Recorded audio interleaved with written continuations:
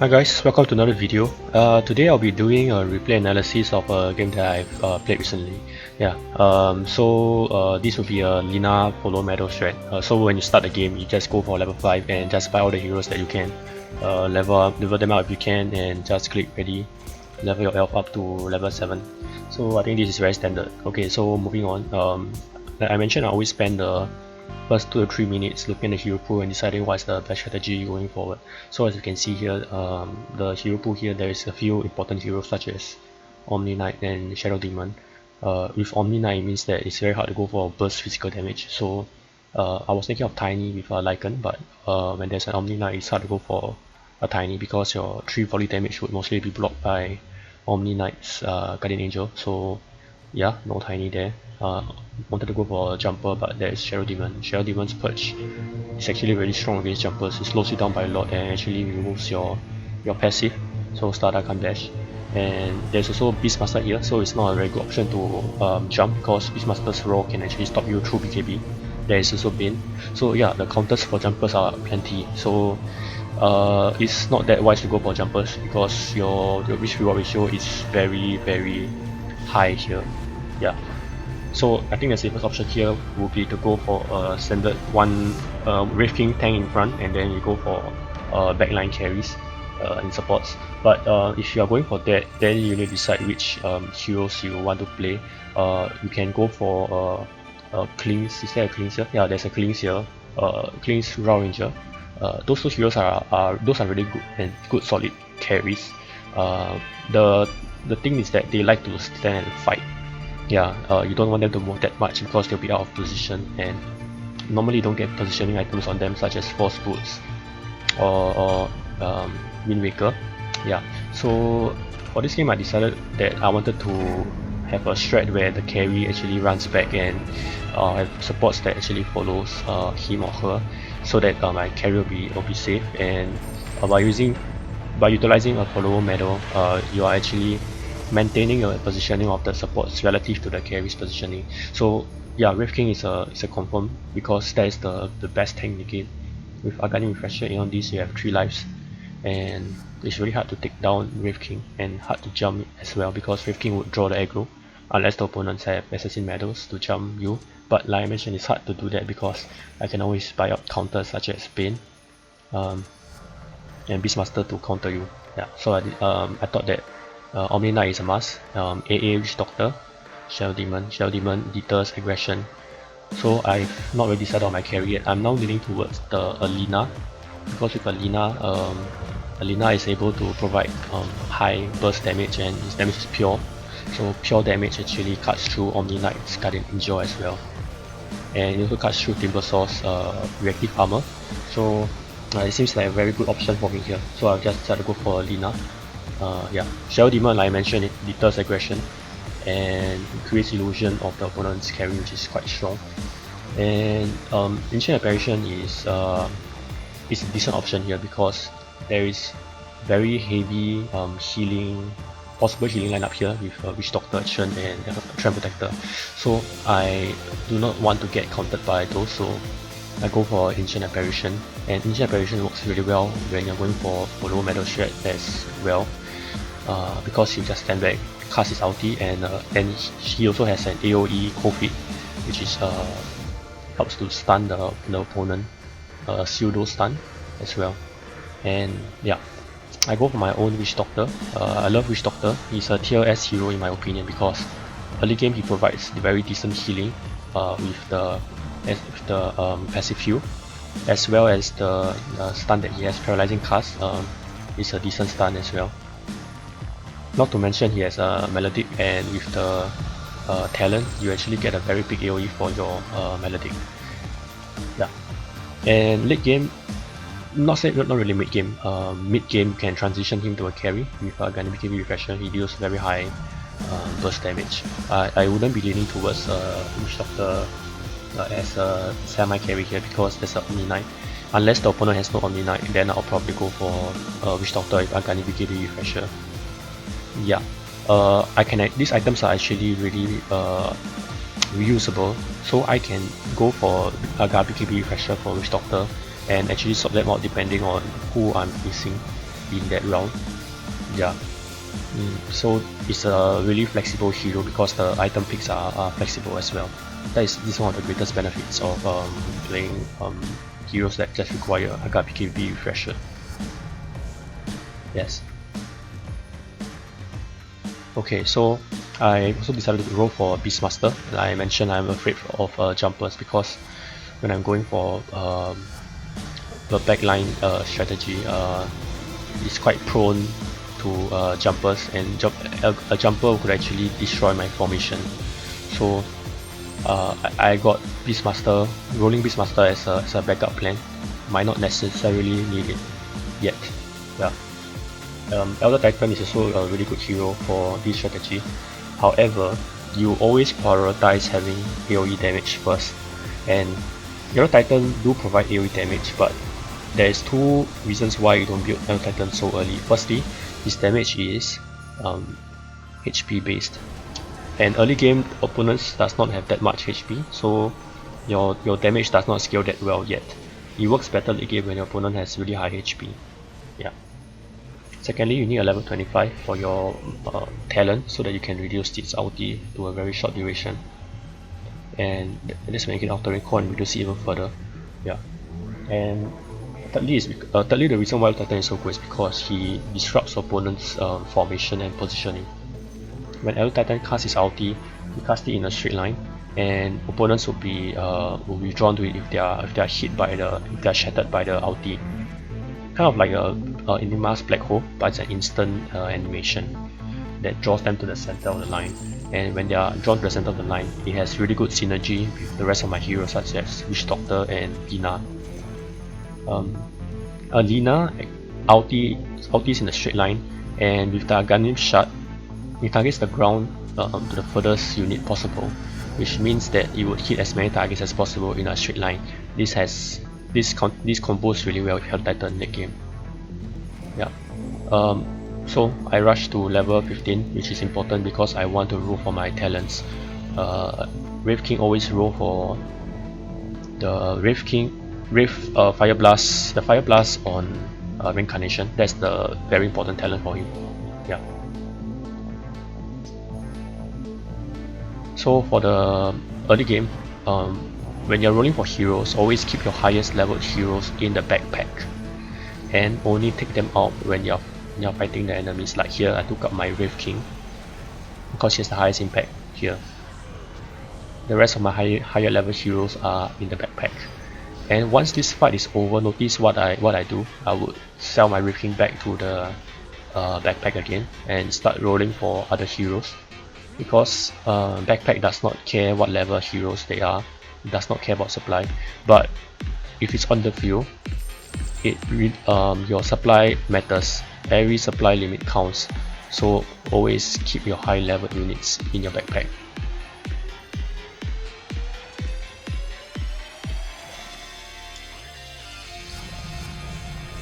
I want to mention that I do have quality of life here because I have VIP. So heroes are easy to roll for me because they have the background, so it's easier for me to pick them out as compared to non-VIP members where you do not have the backdrop, and it's harder to look out for the heroes. So for the rest of this early game, there's not much to be done here. We are just rolling for our heroes and leveling them up. I'm trying to get my Lina level 25 because that's my main damage dealer. So I'm just rolling and rolling.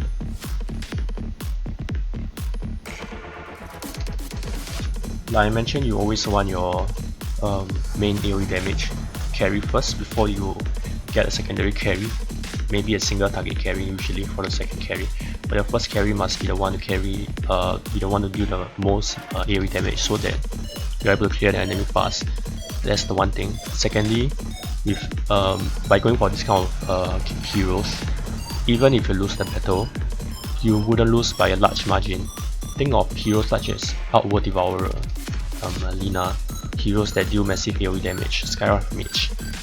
Even if you lose the battle, you wouldn't lose that much health as compared to you going for a single target carry such as Bounty Hunter, Legion Commander.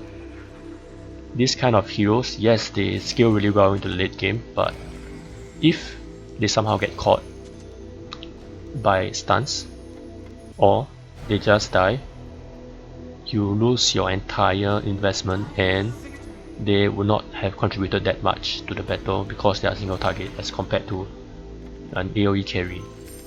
So even if you want to build a Legion Commander or Bounty Hunter, you probably want to go for a back lane because it's easier and safer to jump as a back laner.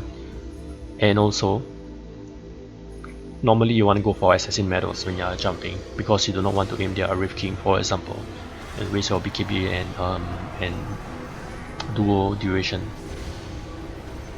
Another thing is that even though you're playing single target carry, if you really have to, or you think it's the best decision, try to go for a hero that deals high magic damage without much items. Such heroes could be a Witch Doctor, a Wind Ranger for example, a Sniper with the Shrapnel, so they can at least carry you or mitigate the life loss in the early to mid game stages while you are building up your main carry. Because if you just go straight to building your main carries and you have no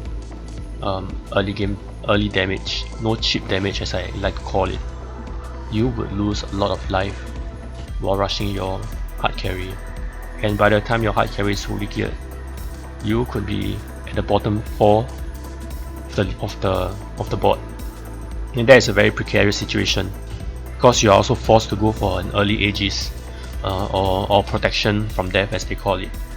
Yeah, so that's not a very good position to be in.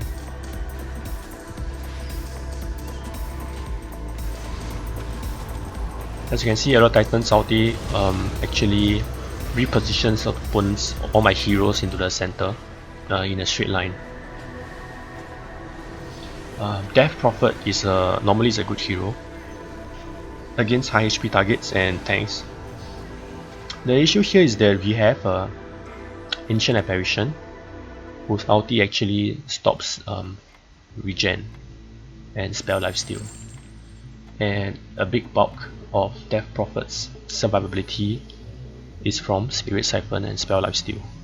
If you can't steal opponent's health or you can't spell lifesteal, a large part of your utility is gone. So that's why we don't do Death Prophet this game.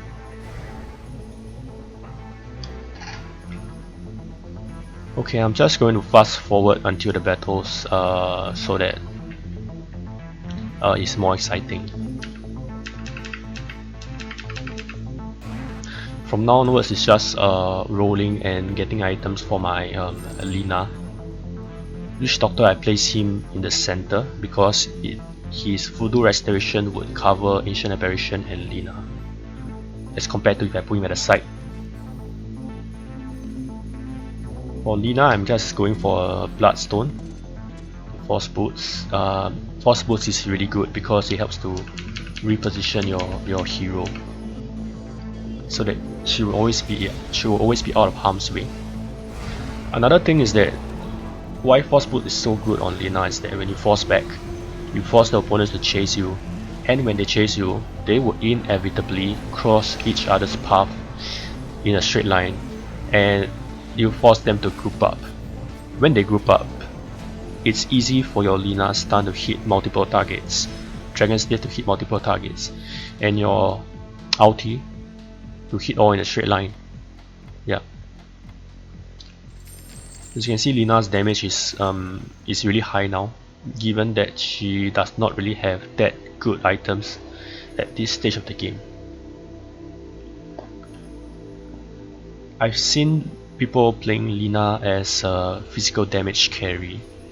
Yes, that's possible, but it's more reliable and more fun, I guess, as well, if you play her purely as a magic spellcaster here. So I don't go for items such as Daedalus and MKB, although that is a viable option as well, because I'm banking on Lina's survivability because of its high cast range and attack range. You can't really do that with Clinkz because going for Force Boots on Clinkz is weird. It does not really provide much because Clinkz wants to stand and right click the opponent. Lina on the other hand is able to just kite the opponent and ulti and stun.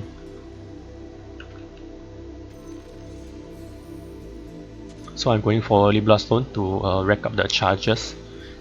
One thing to note is that Bloodstone only becomes more effective than Trident in terms of spell amplification when you have 47 or more charges. Below that, Trident provides more, but of course Bloodstone provides spell lifesteal amplification and spell lifesteal, which Trident does not have. So that is the plus side of going for Bloodstone.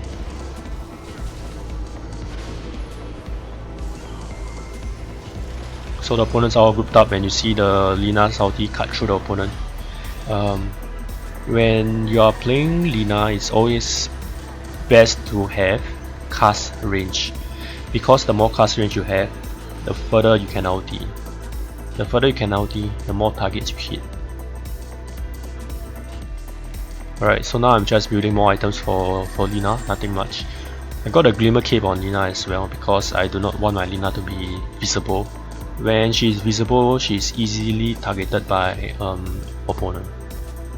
So this is just one of the insurance policy for Lina. There's an Earth Spirit here which is really tough to handle if you are playing spellcasters with for low metal. You are kind of forced to go Black King bars, because if your heroes are silenced, they are not doing much and not contributing much to the fight.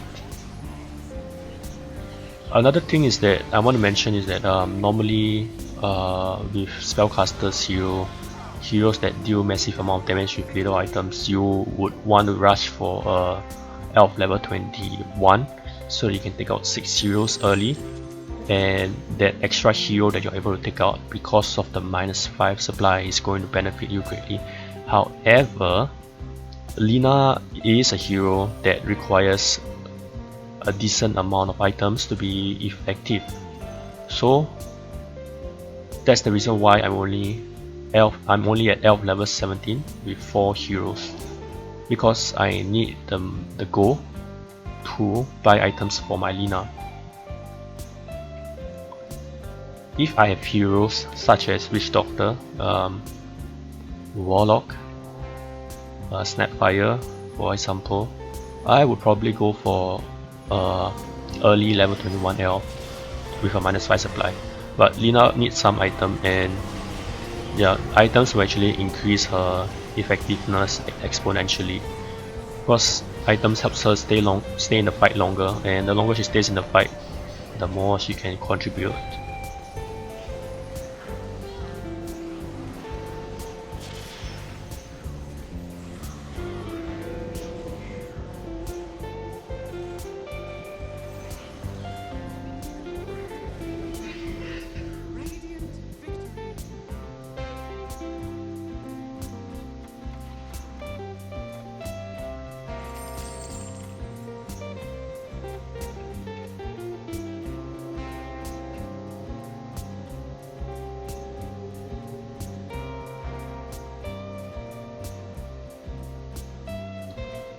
Omni Knight is a good hero, but you probably would not want to take him out too early, because he does not provide any damage. What he does provide is survivability for your whole team, and only physical damage resistance. So you would want to build heroes that actually deal damage before building Omni Knight. Unless the opponent has high physical burst damage such as Tiny, like I mentioned, or Gyro, then that could be an exception, yes.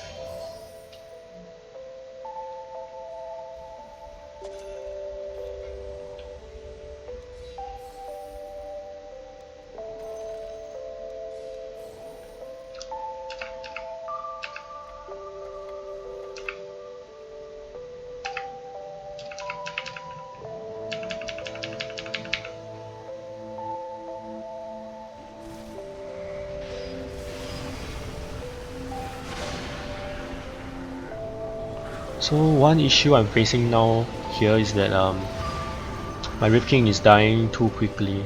and they are getting to my backlines too fast. So I would probably want to invest some items in my Wraith King, such as Aeon Disc, Agadim, and Refresher, so that he stays in the front line for a longer period of time, and this will allow my Lina to get off more spells.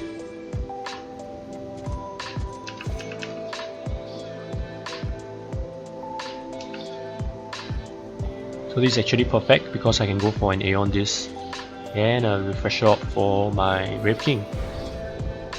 Awesome. I went for an Aganim shard early for Witch Doctor because Witch Doctor is untargetable and invincible while casting Voodoo Switcheroo.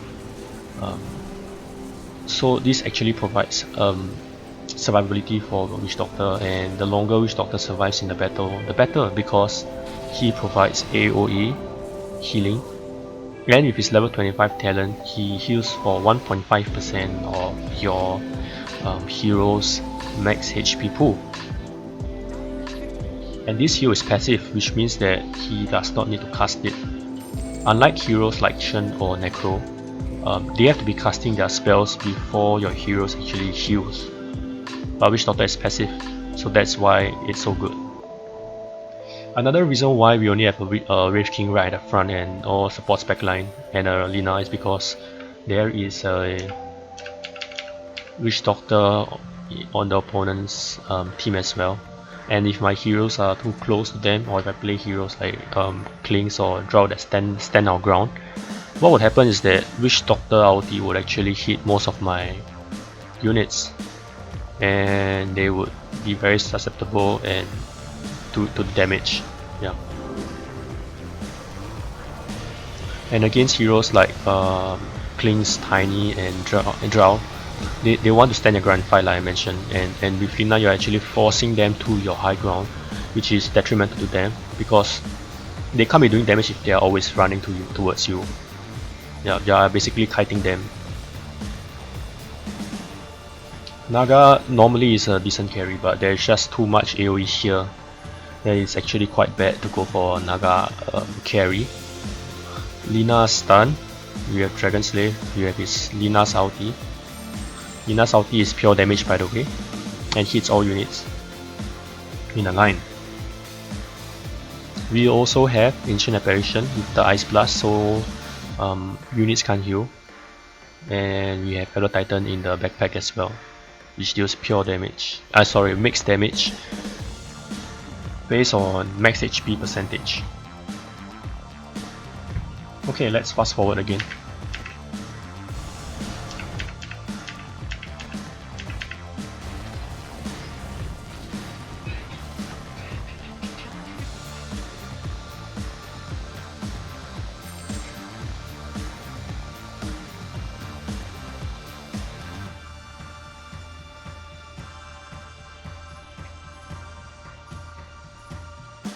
For Lina, the core items are basically Force Boots, Bloodstone, Octarine Core, and Aghanim Scepter.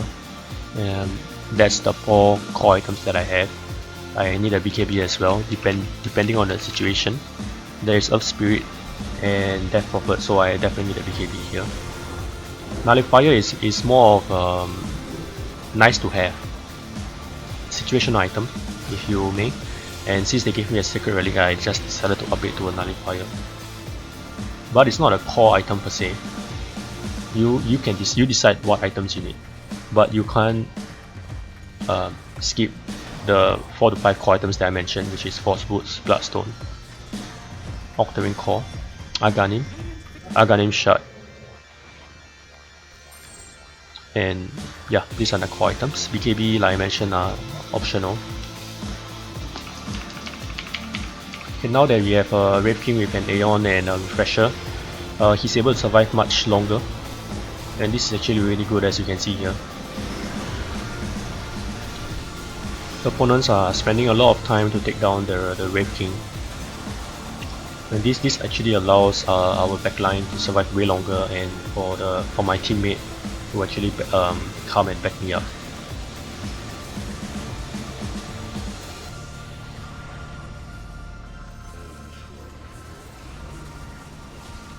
During the battles, it's fine to lose a couple of fights. It's completely normal. Um, but if you have the right hero comp, you probably won't lose that much HP. And if you get to the 1v1 stage, if you have a very good hero composition, you most definitely will be able to counter most of the lineups that your opponent has. So that's something that you have going for you.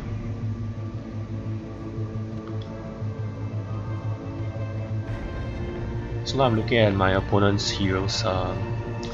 The opposing side, his Rift King does not have an Aeon Disc and a Refresher. He has a Horizon, which isn't really good because the Horizon jumps to the opponent's non-strength range carry, non-strength range hero actually. And this actually forces my Lina to jump back. And since I'm playing follow medal, all of them will jump back in position relative to Lina. The reason why I do not get follow medal or attack free medal on Witch Doctor is because I want him to stay as close to the team fight as possible for him to ulti. As you can see here, I have Aghanim BKB Refresher as well as an Aghanim Shard on Witch Doctor. The reason why I got the Aghanim Shard, firstly, like I mentioned, is for survivability, so that it survives longer in team fight, and also because in this game there is Elder Titan, and I do not want to risk my Witch Doctor ulti getting stopped by Elder Titan's ulti. So I go for an Aghanim Shard, which delays Witch Doctor from casting his main ulti, as he always casts his Voodoo Switcheroo first before his Death Ward. This means that there is a smaller chance of his main ulti getting cancelled by Elder Titan, and the time it takes for Witch Doctor to cast his switcheroo before the ulti means that the opponents would have more time to group up, and his ulti would then inevitably hit more units as it bounces between them. I got an Aeon Disc as an insurance policy so that he would not die in case the opponent has vision during his ulti, and his ulti still goes on and still deals damage even if your Aeon Disc proc, because your Death Ward is considered as a separate unit from Witch Doctor, is a separate damage source, so Death Ward's damage would still continue even if your Aeon Disc is activated.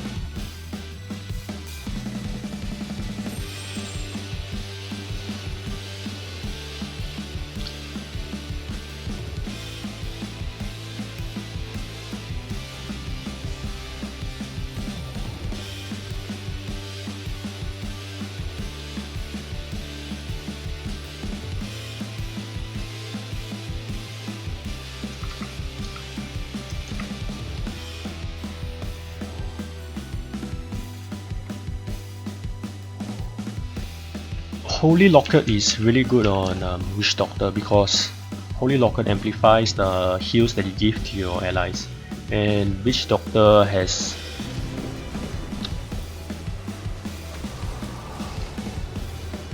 Voodoo Restoration, and it actually amps up the heal that you provide to your allies by 35% if I'm not wrong, which is a very huge deal.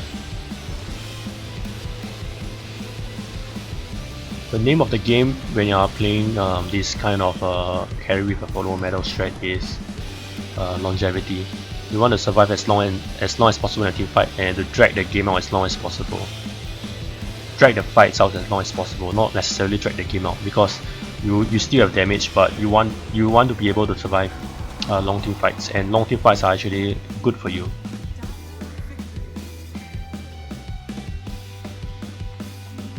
As you can see, Witch Doctor is dealing a crazy amount of damage with just Solitaire items, 33,000 damage.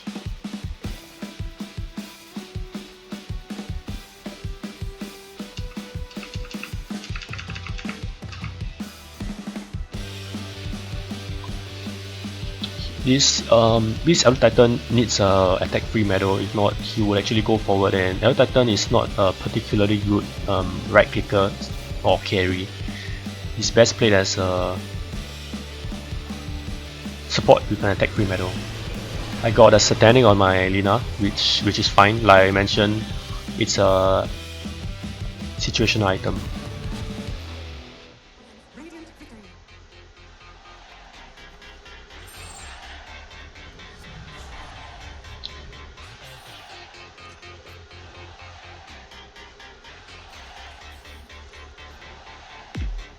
got a Lotus Orb on Wraith King so that when the opponent casts its Spirit Siphon on Wraith King, Spirit Siphon will cast one. Wraith King will cast a Spirit Siphon back to them.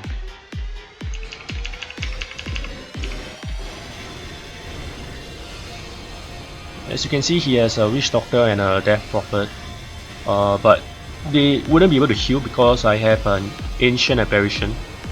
So when the Ancient Apparition throws its ulti, it would actually hit the targets who is the most clustered up, and this is really good for me because my view is about them chasing me to my high ground, so they will always be clustered up.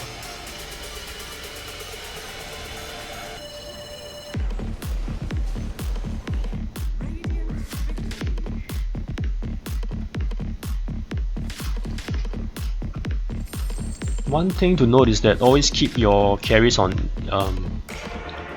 each side of the map. I did mention that Witch Doctor as a support, I would like to go for him as I would like to put him in the center. However, if I put him in the center, he would be directly in Elder Titan's ulti. That's why I put him at the side, so that there's a lower chance of him getting hit by Elder Titan's ulti. And do not cluster your heroes together, because if you do so, you guys will be more susceptible and more prone to AoE disables and AoE spells.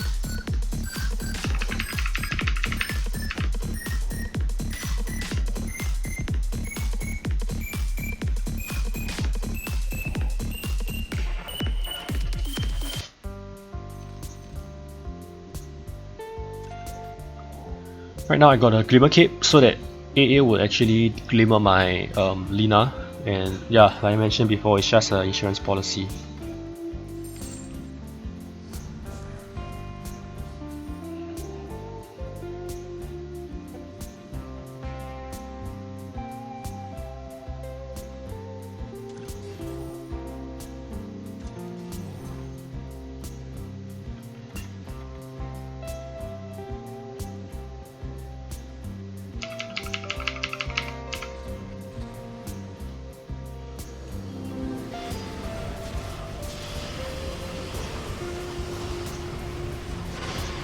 Another thing to note is that in Elder Titan's spirit, the spirit provides has the aura, natural order, and it provides the magical resistance nullification. So it actually removes all magic resistance, and the actual hero itself has the physical damage and magical damage reduction. Yeah.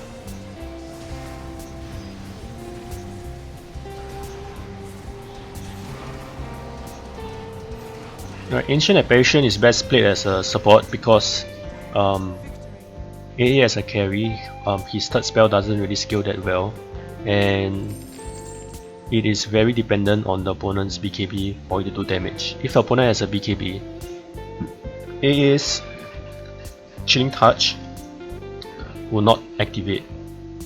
The same thing goes for Silencer's Glaive of Wisdom. However, Silencer's Glaive scales with Intel and Spell M. AA's third spell only scales with Spell M. I mean, it's possible for you to play him as a carry late game if you have to, but I'm sure you can find better options for that, unless there is a lack of better carries in the hero pool. Then yeah, go for it. Yeah, I'm really lucky here that my Lina actually didn't die. And he actually got off one ulti before she died, so yeah, I mean that's fine. I could have probably itemized her better by going for an Aeon Disc, but I have my Witch Doctor to carry, so yeah, it's all good here.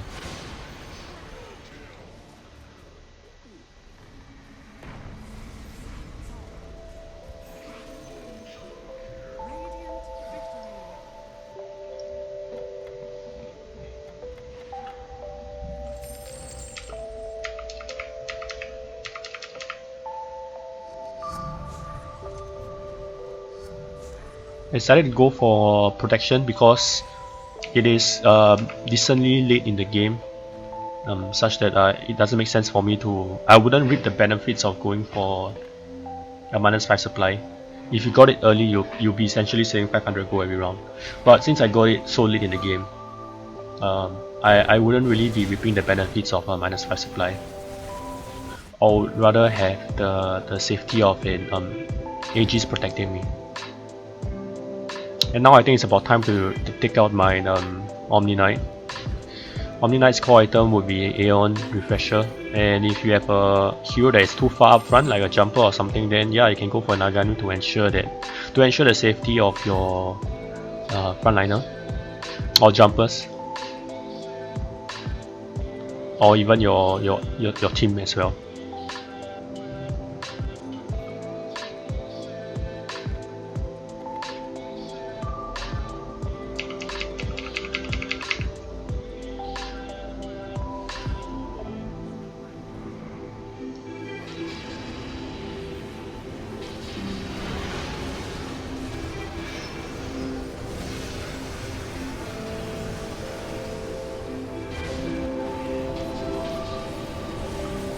Yeah, my Witch Doctor's first two ultimates did not do damage because of Omni Knight's ulti, but that is the reason why I went for a Ganim Shard, so that he's able to cast ulti multiple times. He'll cast his switcheroo first before his main ulti. So in this case, he wouldn't really be fully countered by Omni Knight.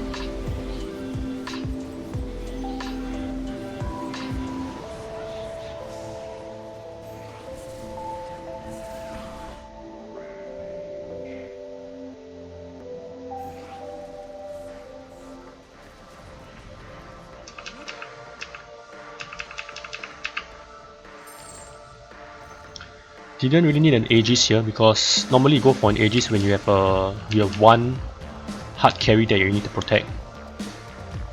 But in this case, I don't really have to. I would rather have the extra gold, and I think that will be more helpful.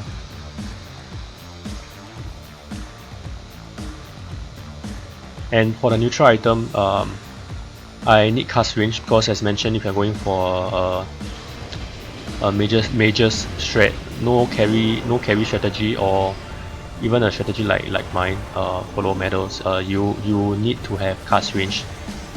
The more cast range you have, it guarantees the safety of your lineup. You can see my Witch Doctor casting his ulti.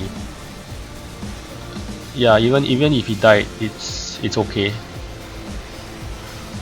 He probably dealt some damage already, or delayed the opponent by a decent amount of time.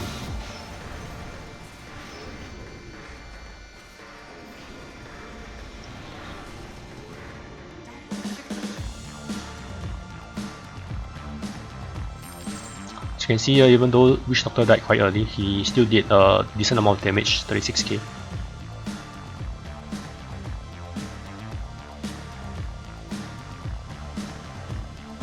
Yeah, Lina actually does a lot of damage, 86,000. Decided to take out Shadow Demon. Shadow Demon is really great against Illusion's hero and also jumpers.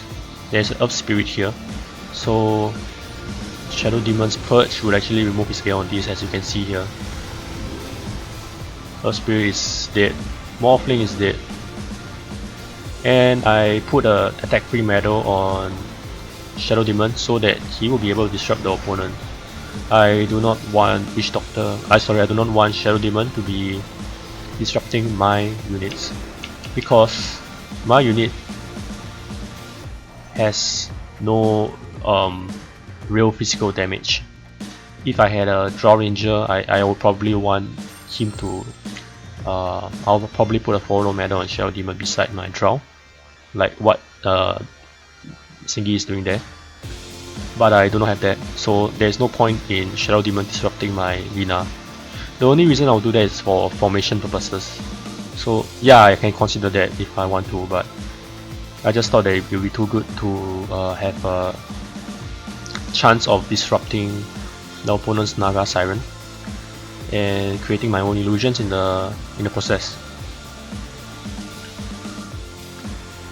Quicksilver Amulet does not really benefit me because I do not need attack speed. I would rather have spell amplification on Lina, but I have ran out of rolls rolling for telescope, so I just left it there.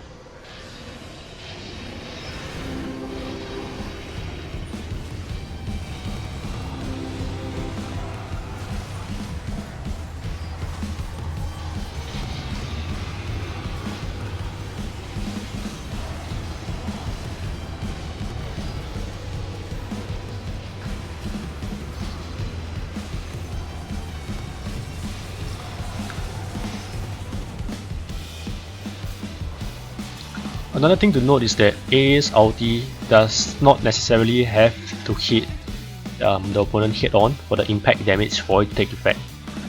All it needs to do is for its ulti to go through the opponent hero, and as long as the debuff is applied on them, it will take effect, and you will shatter if their HP drops below certain threshold, and they will take the tick damage as well, and they will not be able to regen or lifesteal, spell lifesteal.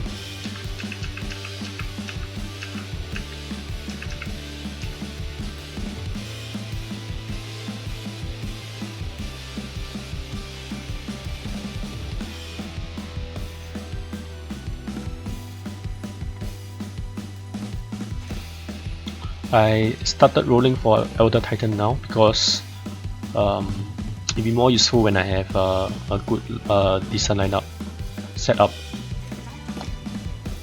And as I mentioned, now it's better to have Elder Titan when you have your DPS heroes, support heroes all in place. And another thing is that I rolled now because heroes start level 10 for the 1v1 stage, so it's cheaper. And also during the 1v1 stage you get more supply out of your elf's level. So I do not have to roll for level 25 to get another unit out. That's why it's the best time to roll for heroes here. Alright, for this clash I want you to take note on my Shadow Demon and his Naga Siren. Look at what my Shadow Demon is doing to his Naga. You see that my Shadow Demon disrupted his Naga, and his own Naga illusions actually turn on him, and it is actually destroying the Death Prophet and the Viper. So that's why it's really hard to play Naga Siren against such heavy AoE lineup, as well as a Shadow Demon.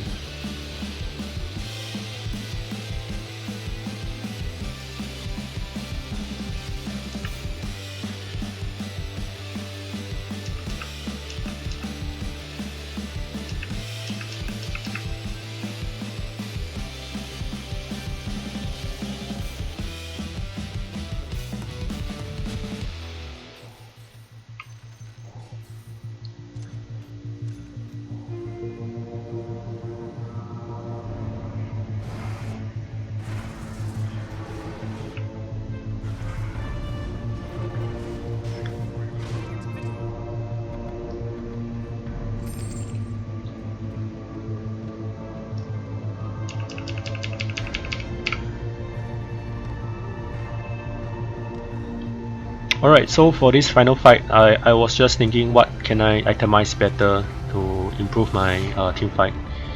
And yeah, a refresher up on Shadow Demon would be good so that he has 4 times Demonic Purge and 2 times BKB. And I just put a Quicksilver Amulet on Elder Titan just for the fun of it. More move speed for the Spirit, I guess.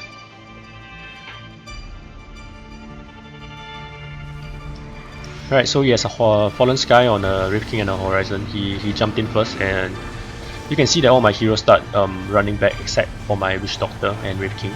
Because I do want my Witch Doctor to be in front so that his ulti will hit as many targets as possible. So as you can see, as they're running back, they're all in a straight line, and with my Elder Titan's ulti, they are forced in a straight line. With the Spirit as well as my Lina's ulti, they deal a lot of damage actually. Actually, the spirit does not amplify Lina's ulti because it's pure, but yeah, it's still a lot of damage, and the positioning because of Battle Titan's ulti is really invaluable here. Yep, so that's the end of the game. Yeah, I hope you guys learned something and hope you guys enjoyed this replay analysis. Yeah, quite a straightforward game. If you guys enjoyed my videos, do like, share, and subscribe to my videos and channel. And do let me know in the comments what you've learned in this video and what would you like to see in the upcoming video. Any strategies that you'd like to see, you can write it down in the comments as well, and I'll try to play it out for you. Alright, thanks for watching, guys. See you again next time. Bye.